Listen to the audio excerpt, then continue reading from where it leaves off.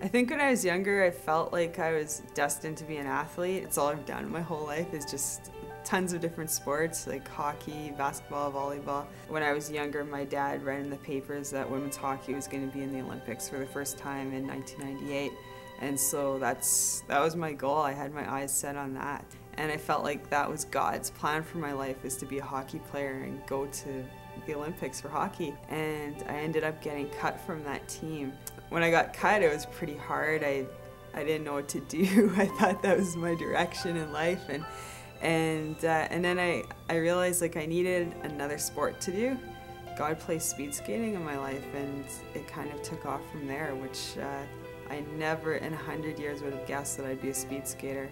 I thought it would be just like hockey but faster because the blades are so long.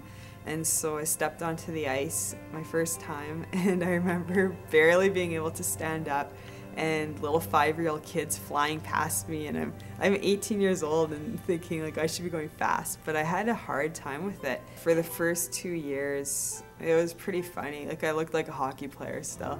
And it took a while to learn the technique. I mean, I'm still learning things. Like people who have been in the sport for 20 years, they're still learning and picking things up with technique.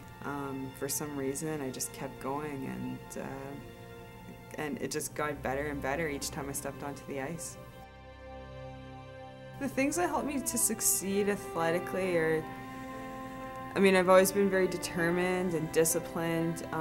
I always have goals that I set, and I also just believe in myself. But I think the biggest part is just my faith in God. I just give it all up to Him, and every time I do anything like training or just any like stretching or things like that, or competing, I just basically, I realize I'm doing that for His glory, and so I just give 100% in everything I do. You all know her well, starting on the inside lane, one of Canada's greatest female athletes of all time.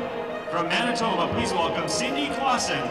Cindy Klassen coming off of the year where she was going through some recovery for an injury she had to her knees.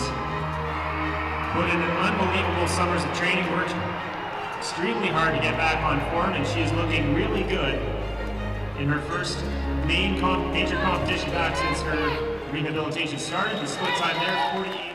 Every practice, every race, everything I'm doing, I'm going to go in there, race for Him. I don't know what the rest of my life is going to be like, but I just pray that I'll stay close to God and He'll use me for His purpose, whatever that'll be. And